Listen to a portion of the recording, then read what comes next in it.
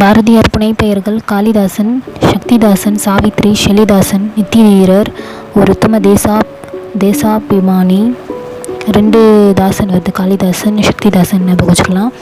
Savitri and Shellidasan. Shellidasan அவரை பாரதியார் தன்னைத்தானே ஷெல்லிதாசன் சொல்லிக்கொண்டார். ஷெல்லிதாசன்றவங்க ஒரு ஆங்கில கவிஞர். அவர் ஆங்கிலேய கிடையாது, ஆங்கில கவிஞர். ஸோ நித்திய தீரர் அண்டு ஒரு உத்தம தேசாபிமானி.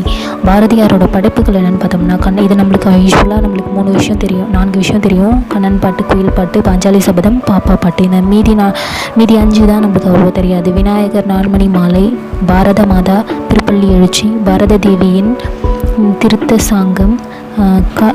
சாங்கம், காட்சி வசன கவிதை, புதிய ஆத்திச்சூடி.